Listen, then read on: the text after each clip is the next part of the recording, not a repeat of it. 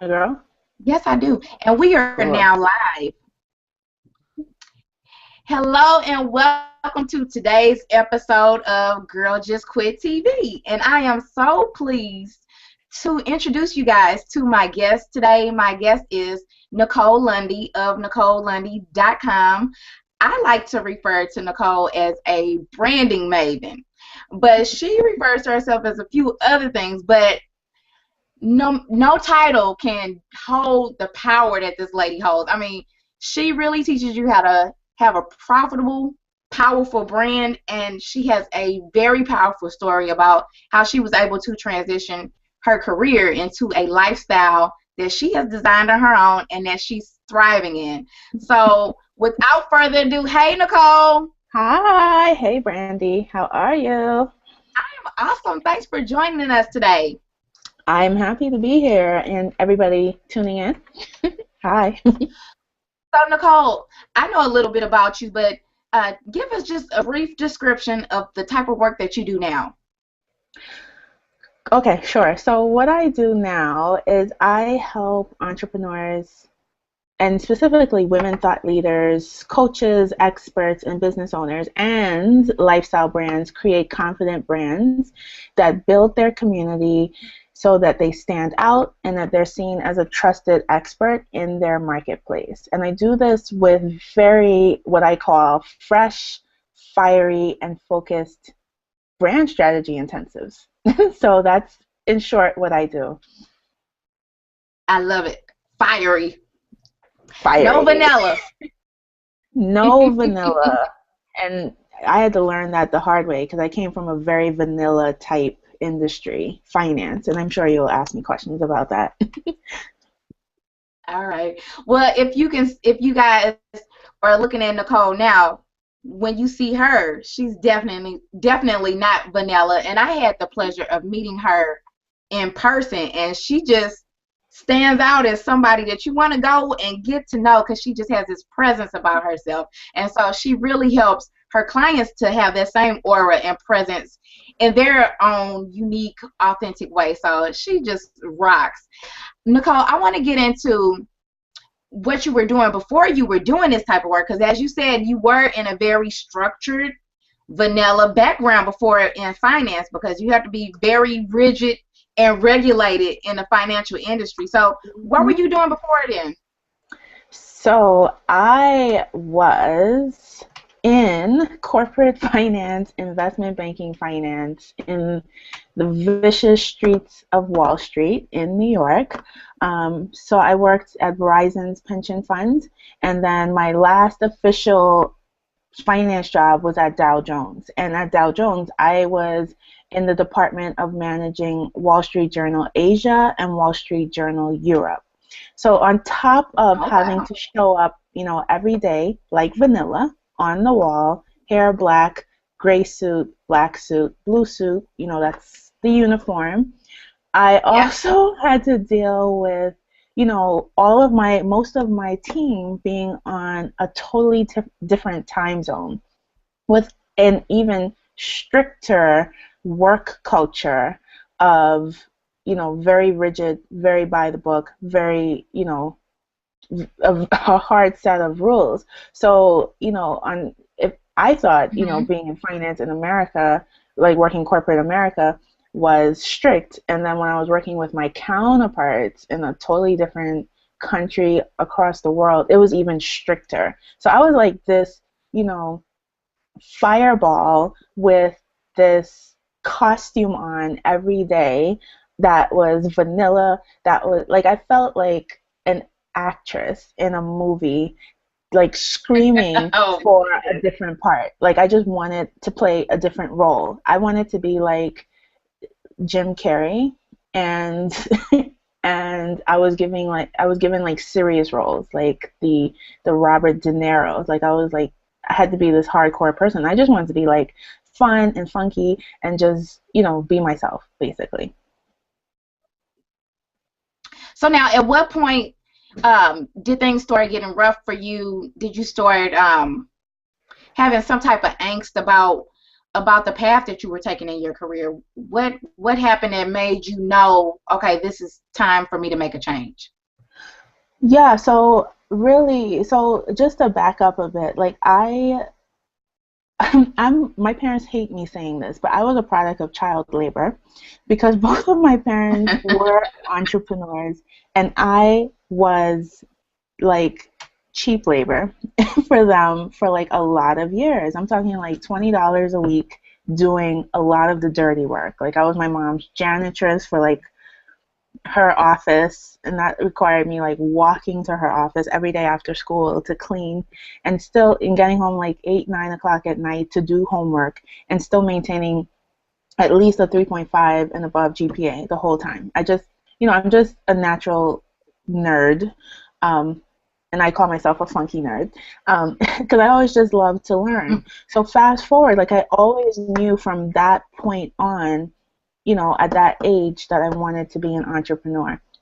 And on top of it, because my parents were entrepreneurs, I attended business conference business conferences from a very, very young age. So like for instance, like Black Enterprise has an annual conference, and I think this year they're like on their 15th or 16th year. I'm not even sure, but I was going to Black Enterprise Entrepreneur Conference when they were like in their first, second, third year, like when they were brand new starting out. I was like in the Kidpreneur program, the Teenpreneur program, and then all the way up to like I'm hanging with the adults now. So I still, even after all of this, set out into the inauthentically because in school you're taught to like work towards a job. So inauthentically I still went to college with the plan to work in finance. So I went to college, got a degree in finance, had awesome internships. Like I interned at Pfizer doing strategy, which is really where I learned that I have a talent in thinking out the box and creating strategy for people, and then transitioned into corporate finance and investment banking finance. So it wasn't until, the 13-hour days started kicking in. I'm like 23, 24 years old, and I cannot even keep my eyes open at 7 p.m. on a Friday night.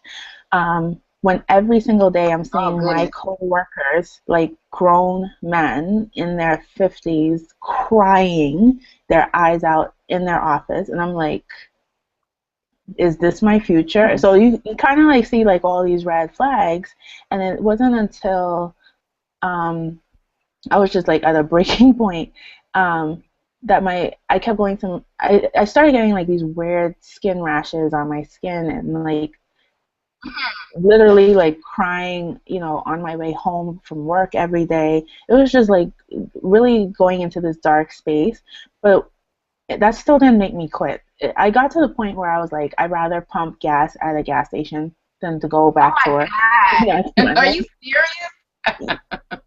dead serious. That's Like, pretty rough. yeah, it was real, and I was living in New Jersey at that time. So, side note, in New Jersey, it's against the law to pump your own gas. So I knew I had a sure job pumping somebody's gas because, there has to be an attendant pumping your gas. So I got to that point, but it wasn't really until like my doctor put me on disability. It was like just another routine visit. She couldn't figure out what was wrong with me, why I kept having these weird symptoms happening to me. She would refer me to an allergist, a dermatologist, and like nobody could figure this out until really I went to like a naturopathic doctor. I think that's how you pronounce it. And she was just like, this is just how your body reacts to stress. And she was like, you're under extreme stress, and you really should look at it into it because you're too young for your body to be under this much pressure. So I went back to my regular doctor, and she just had it. She was just like, Nicole, I'm putting you on a 6-week disability, and I want you to take this as a gift from me and find yourself another job. You cannot stay in this job that you're in because it's literally killing you.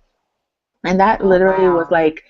like flashback. Like everything just like came before me. Like, why the hell am I doing this? Am I really going to go on another interview to do the same thing, I felt like, it would just be like a different scene, like a different movie scene, to go back to my Mhm. my movie analogy. It would just be like a different scene, different characters, different building, different commute, but the same thing. And I just was like, this is Same it. problem. Like, yeah, it would be the same problem. So I really just looked at it like, this is it. Like, this is the time. Like, it couldn't fall in my lap any other way. Yes, it was dramatic. Yes, I had a lot of mindset things to do, and like all of my peers, like we're still like literally fresh out of college, like 3 4 years out of college, like according to them I had it made. I had my condo, I owned a condo by then, I had a car, I was working at Dow Jones. To the world, like I had it, like I made it, and I didn't feel like that. And it just really took some courage and some lady balls and pulling up my big girl panties to say, I don't care that you think I'm doing it big. I don't feel like that, and I have to live with myself. So really, in that six Well, let's week stop right period, there. okay, okay. I want to stop you right there. Okay, so there's a lot going on at this point in your life. Mhm. You went to college with the whole mindset of I'm going to get a good job, and you got that good job, and now there's a certain amount of prestige that goes along with this great job that you have. Mhm. But on the inside, you feel like, well, actually, you were dying in a sense, Yes. like your Literally, health was I threatened. Your literally doctor feel like told you, that. like, Yeah. so at that point, how did you get the strength to even realize, like, okay, it's time for me to switch careers totally? And then, was there amount of soul searching that you had to do in order to figure out what your next step was going to be? Like, how did you figure out what you were going to do next? So let me think. So yeah, there was a ton of soul searching, but it was really like the red flag. So like seeing grown men in their 50s literally crying tears in their office every day because they felt trapped. They had, a few kids in college. Their wife was, not making enough money for him to quit. Like that trapped feeling, like me feeling trapped, and I was like 20 something years younger than them. I just saw that if I continue in this is my future. Like, why wouldn't it be any differently? Why am I Hmm. spending, an hour, actually 2 hours, so an hour each way every day commuting, unpaid commuting, to then spend another 13 hours being miserable? Why, every day getting home at 9 o'clock, it was just too many, like when you weigh your pros and cons, it was just way too many cons versus Yeah. like pros.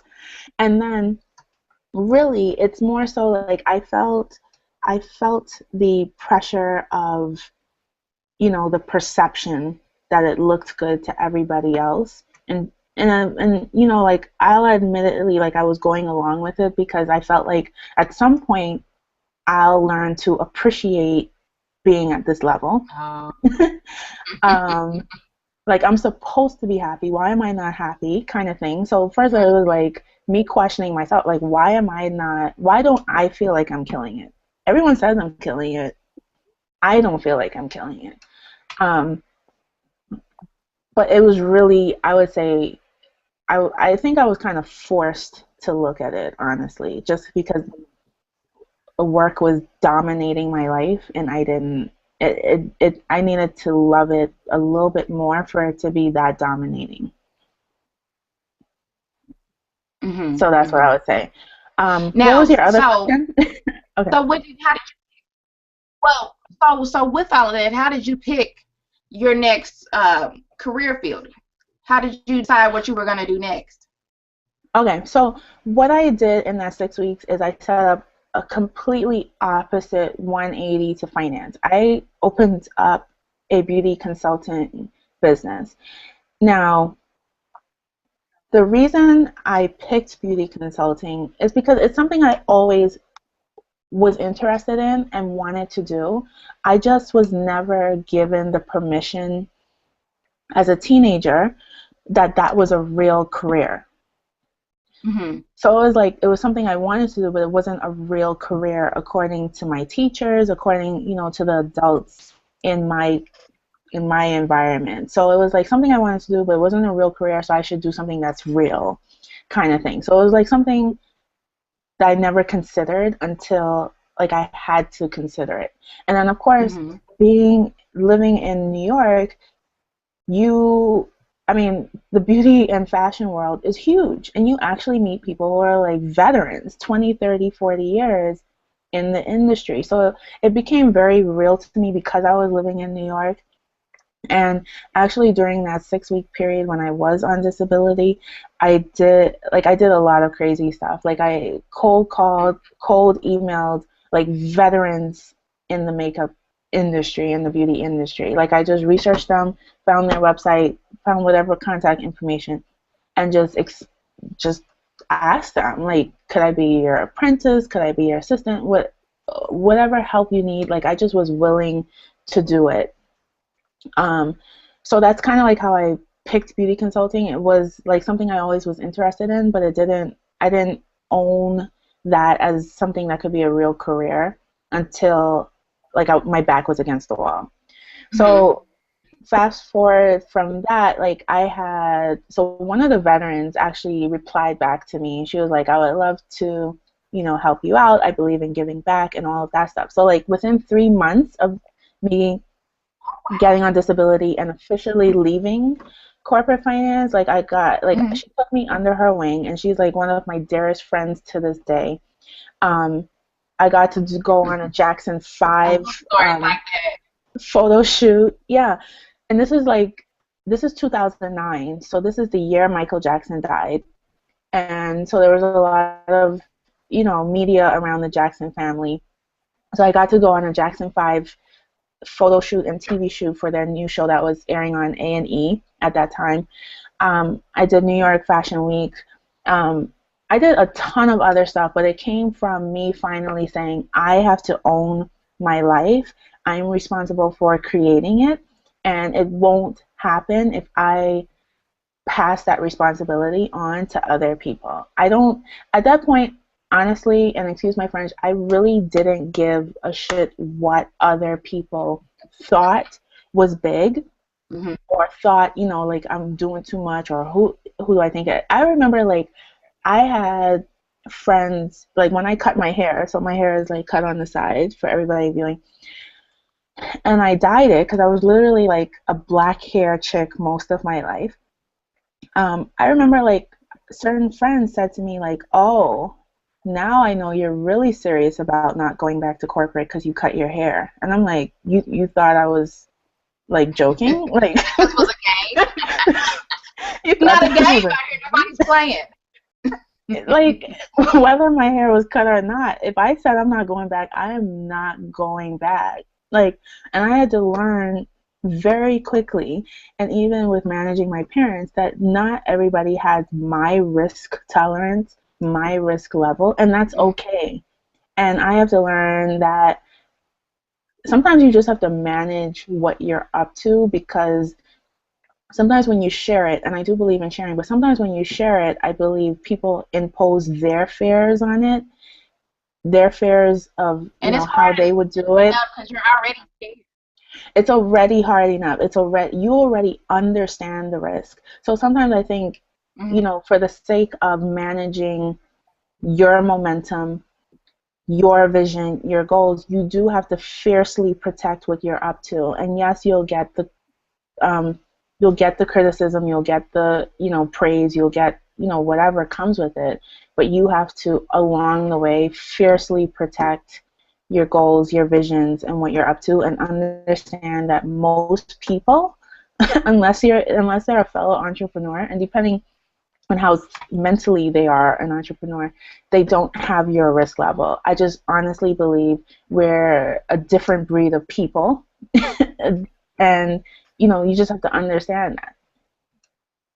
Well, so let's talk about your whole journey because you leave corporate You leave finance, this very structured, rigid world, which I do know about because my career is based in the financial industry. So I know all about the regulations and just how strict everything can be. So then you go into this whole creative aspect of being a beauty consultant, but that wasn't it for you. You didn't just stop there. You ended up taking it up a whole nother notch, and now you've really become quite the branding expert.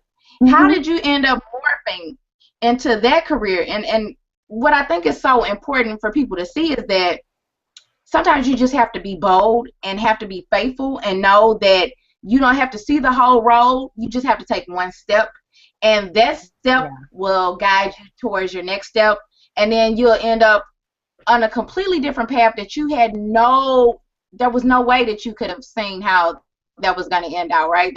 There was no way that you could have thought back in 2009 that today you would be a branding expert. So can you just take us down that path a little bit, how you ended up just morphing again from being a beauty consultant to where you are now? Sure. So as you were talking, I was like thinking, like, where did this all start? Okay.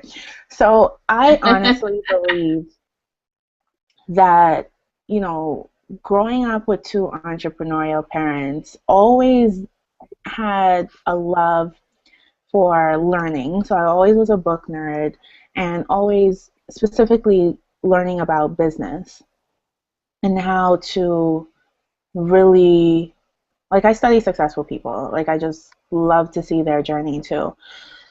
So when I opened my beauty consulting business, like all of the skills of, watching my parents run their businesses, learning, everything I learned to have a degree in finance, my internship in strategy, actually my experience working in finance and managing a whole different culture because all of my counterparts were in a different country.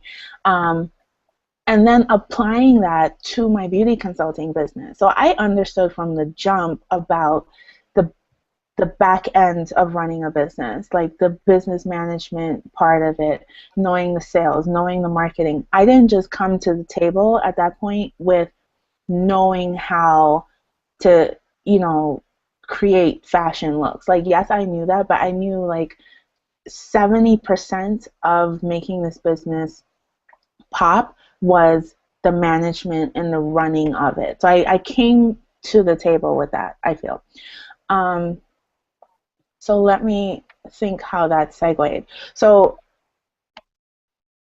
So with that, so I brought my skills with my beauty consulting business, and I was like, look, like I know there's veterans, like being in New York, I mean, you can easily become intimidated because you'll meet people who are like, like I've met like Oprah's makeup artist who's been with her since the 80s. And you see this and you're like, oh my God, like, is it really going to take me till I'm like 50 years old to get to this level? And my personality is I want to fast track. Like, I'm a very, like, I want to learn how to fast track and get to, make leaps. I'm all about quantum leaping. So I just knew that I had to think out of the box immediately if I wanted to make a name for myself and then grow my business and clientele base and really treat this as a real business from the beginning. So I had that mindset going in. So as a result of that, so within 3 years, so my first 3 years as an entrepreneur, I ran this beauty consulting business and it was called Nailani Beauty. And, I did everything out the box. So I pitched a 3-hour makeup workshop to 2 colleges in New Jersey and they accepted it. I was just like it wasn't really like throwing spaghetti on the wall to see what sticks. I was just really like, well, no one's doing it. Let me do it. And I couldn't believe that I just called up the director of I can't even remember the program. I think it was like the continuing education department of both of these colleges. And they were like, yeah, can you come in and interview? Like literally on my first cold call. And they were like, can you send us the curriculum? I literally did not have the curriculum. I knew what my steps, what my foundation was, but because I'm always prepared to fast track and quantum leap, I did that curriculum on the spot. She asked me on the phone, And it was one of those like out of body experiences that I have all the time. And I just gave her the curriculum. I don't know where it came from. It came from like how I do things. And she was just like, "Oh, okay, can you meet with me like tomorrow?" Or it was like a real quick turnaround because she wanted to see a paper version of it. She wanted to meet me in person. And literally in that meeting, she was like, "Okay, you're hired. Um, how much do you want to be paid for this workshop?" I had no idea. Again, like I'm all about like going for the gusto. Like if you over prepare to me sometimes you miss the opportunities. I was open to the opportunity. I really saw this as a brand building exercise. I could add adjunct professor to my to my resume at this point. And I was just like, maybe 500 a class. And she was like, "No, I can't do that. That's out of my budget." I was like, "Okay, well, I have no idea how to price this. This is new for me and is new for you. What is your budget?" And she was like 35 an hour.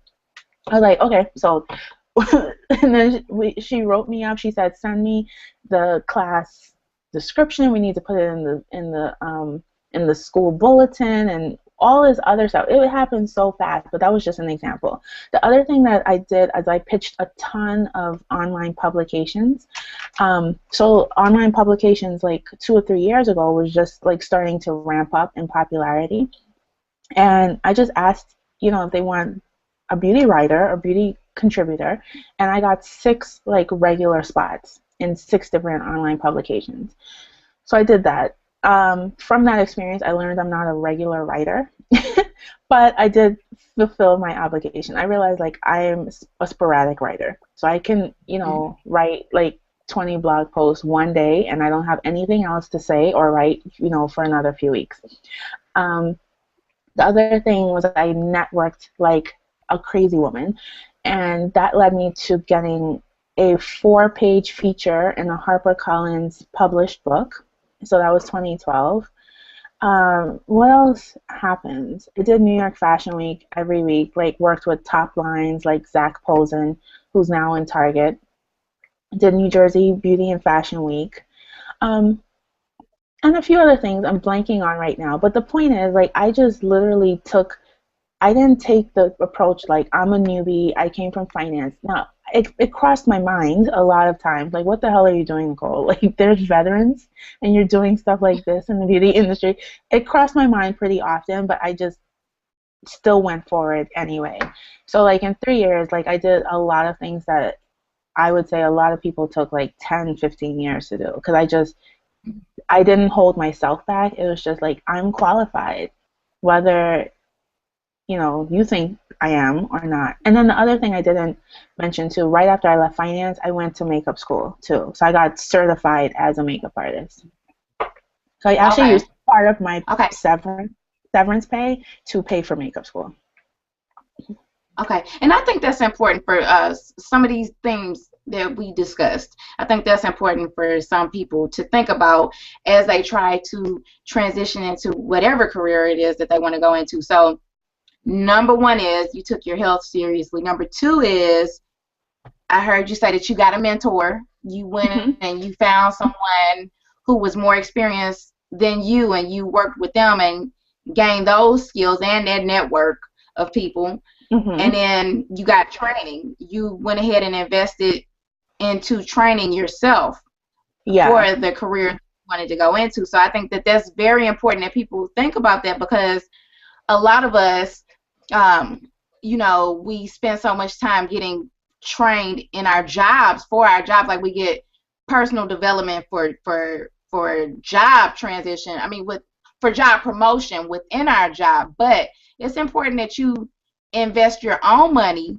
into your own personal training. Or if you're at a job and you know that you eventually want to move out of it, look at some areas within that job that you may be able to leverage some of the trainings that they have, because some jobs have different personal and professional training that you could very well take those skills into the next career that you're going into. So I want people to think about that. Oh, another thing that I got from what you said is that you took massive action, and that you were cold calling people. You were just trying and putting it all out there and just trying your best just to get some type of results. You weren't Mm-hmm. just sitting around hoping. You really made yourself available to the opportunity. And Yeah. I think that's important because opportunity a lot of times doesn't just find you. It finds you because you've prepared yourself and you've made yourself available. Right. Now, but what I really wanted to get into is with the work that you have done with the beauty consulting is how this transitioned into the branding work that you do now, because I know we talked once and you were talking about how when you were younger you would see different women who fascinated you, how some of them Mm-hmm. could command the room, and you do that work with your clients, or you at least try to pull that out of some of your clients. So can you talk about that? Sure. Okay. So the so backing up. So going back to working for my parents, right? So I saw a ton of people come into their offices all of the time. So what fascinated me when I was younger were women that would walk in and the whole office like went quiet. Like they just commanded so much presence and they showed up like what I call like Oprah swag. Like it was like, whoa. But on the flip side, there were women, and this was the majority, unfortunately, that, kind of looked like life beat them up all the time. And there was no, like, nobody stopped. It was like life went on. They were kind of like invisible, um, because they didn't have that presence that the other women had. So I always kind of like was fascinated by it. I would like look forward to like, when the show stopping women would be coming in or when they came in. And that just always kind of like stuck in my head. So was when I went into beauty consulting, I literally took my finance uniform into beauty. And as you can imagine, I looked like a complete weirdo when I showed up at jobs. Like I didn't know how to dress like a businesswoman who owned a beauty consulting business. I just knew from finance, if it was a business meeting, you wore a suit. And so like, and then like in New York you see like all of these funk, I mean it was just like people who are completely them. So it was like I just had like a flashback moment to like, yeah, if you really just show up how you are authentically, then you will have that presence, you will be a showstopper, and you will, command attention.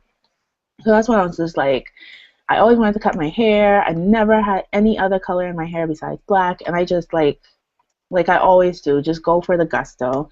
Um, my fiance, who was my boyfriend at that time, I just asked him, "Could you cut my hair off? Could you cut all my hair off tonight, please?" It was just, very. He was like, "How short?" I was like, "All off, just shave it bald, basically," because I just wanted to start over fresh. So that was just really like my transformation. So transitioning into branding, my clients, so because I did like a ton of networking around women business owners and women entrepreneurs in my beauty consulting business, I started getting like women business owners who wanted me to come in and help them create that commanding presence that tied to their powerful personal brand that they were building. So, whether they wanted to be known as a speaker or like a success coach or a wealth advisor, whatever it was, they wanted to have that signature look and know how to show up to command the fees that they wanted to command and also get the opportunities that they wanted to get, that they were working so hard behind the scenes with. So I quickly realized that a lot of women entrepreneurs, especially, they work mostly from home, a lot of them. And then when it's time to go to a networking event, when it's time to show up at an event, um, or speak or do something out in the public, they don't know how to bring the presence that, that's on their website or, on LinkedIn or wherever it is in person to themselves. So I created immediately because I'm all about attacking opportunity. I created a beauty branding program, which was all about helping women business owners create signature looks that tie to the brands and businesses they were building. So it was in complete alignment with their business personality, their business purpose, and all of that good stuff. So what started happening was during my sessions with my clients, we would start getting into more than just how they showed up. It was more into branding beyond, their physical presence. And this is just really where I started showcasing like everything I knew, everything that I did and proved in my own beauty business as far as um, creating and executing brand strategy, and all of my experience working for my parents in school, everything else just kind of just like my knowledge, it just like spewed out of me. And it wasn't something I was charging for. It was just something that came with a private session with my clients. And it wasn't until a few people was like, Nicole, you should really be like selling this to people. Like you do way more than the physical part of branding. I was like, yeah, I think I do. But I didn't know, it was like something I needed to like process in my head. So I didn't really take it seriously in the beginning. Until, again, I started getting burned out with the brutal winters in New York. I was kind of getting tired of the 4 a.m. wake ups at 10 degrees to be at a 12-hour photo shoot. I love doing it. I just didn't want to only do that at that point. So I feel like I always get to this point where I maximized my level, and then I intuitively and internally feel it's time to evolve and it's time to step up. So I was kind of getting to that point, like, I had all the red flags again. And I was just like, look, let me find a new mentor who can help me, formulate this thing that I'm doing. And so I did. It took me a while. Um, and it was, ironically, it was a male mentor that I got, but he just knew exactly, like he just helped me put it in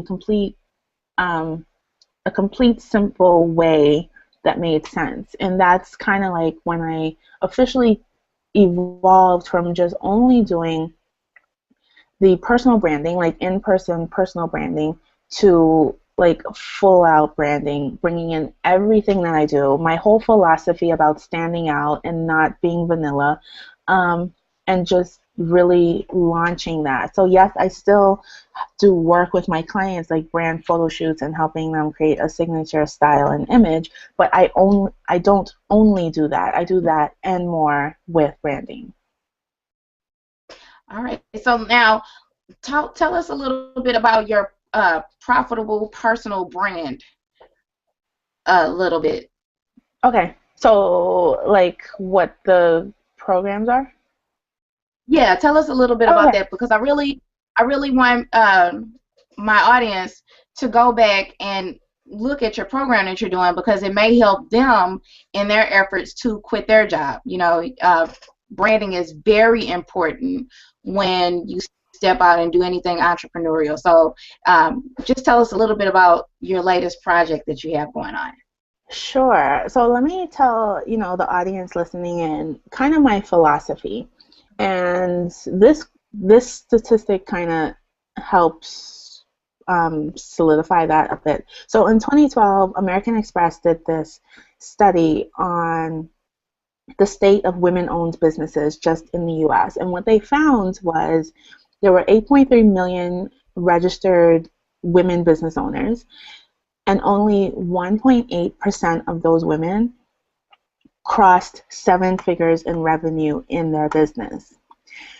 And then on top of that, what I know is no matter what you do, what your expertise is, whatever you're certified in, whatever you have a degree in, there's at least 1 million other people with that same expertise. So it's not enough. It's not enough to stand out. It's not enough to really dominate your market. And I'm all about dominating my own market, and I'm all about helping my clients dominate their market.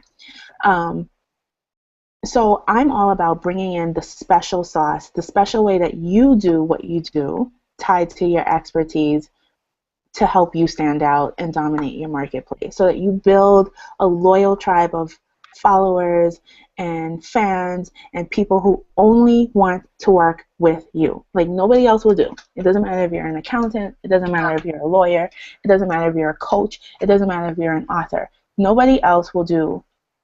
Nobody else will work for your people in your tribe. That's my complete goal. So what I do with my clients in my programs is really help them package their brilliance. That's like off the bat. And packaging your brilliance comes from your unique way of how you do things, tied to your expertise.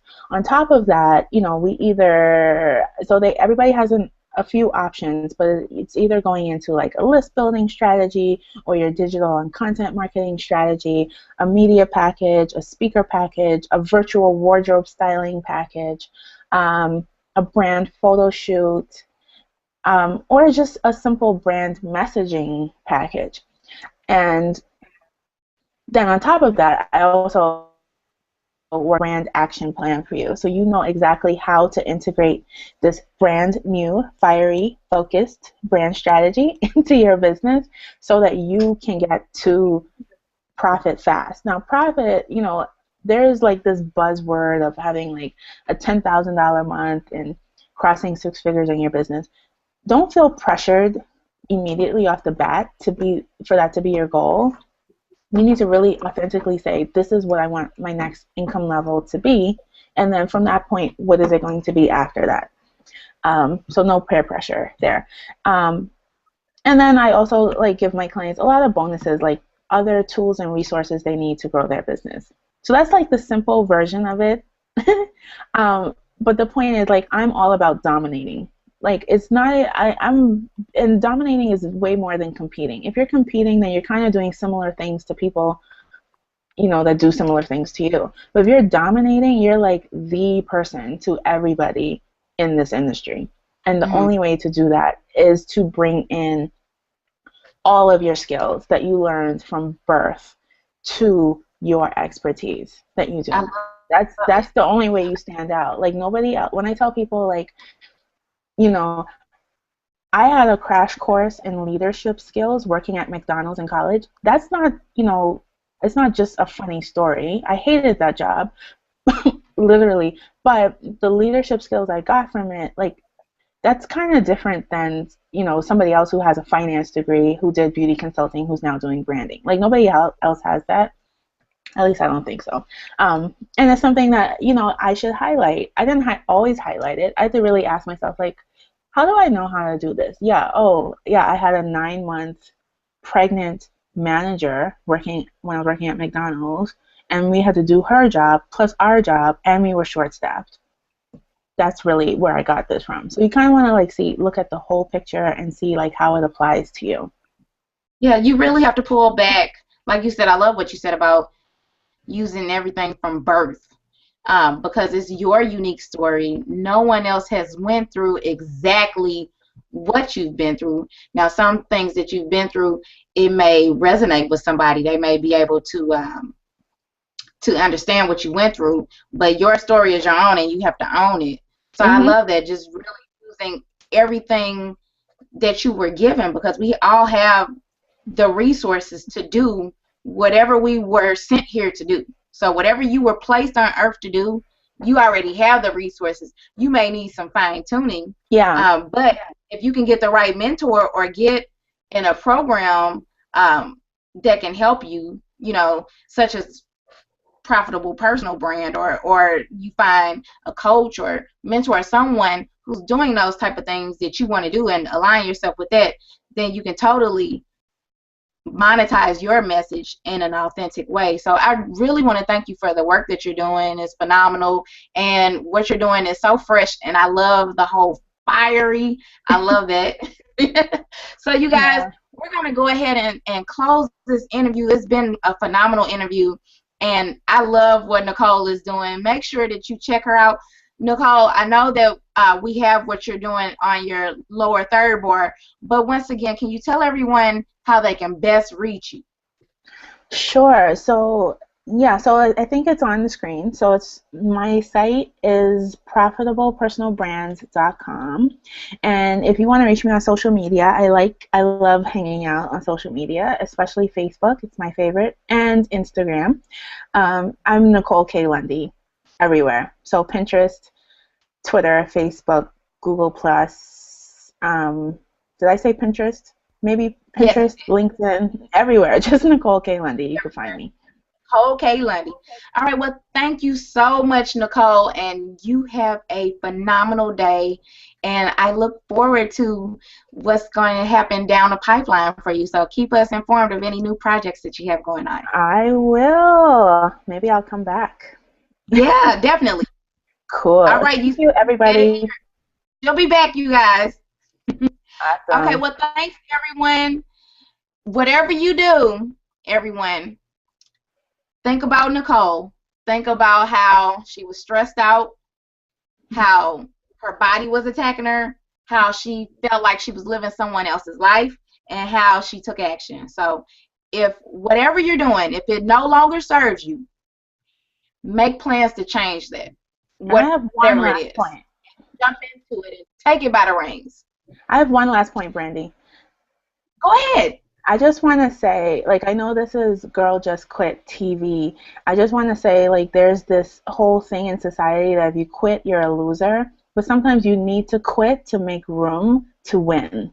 Like, literally, I I love it. wouldn't be here today. Like, I can't even, like, somebody asked me yesterday how I was doing. I was like, I feel like I'm in this crazy, awesome whirlwind. I wouldn't be there. And I'm not, like, I'm so grateful for it, but I wouldn't be able to do a lot of the things if I didn't let go of what wasn't working. And I do believe, and I know Brandy is all about this, some quitting a lot of times makes room to win. So that's my final message. I love it. Quitters do win. All right, Yeah. everyone. You take care, you guys. Take care, Nicole. Bye Yeah. bye. Okay. Bye.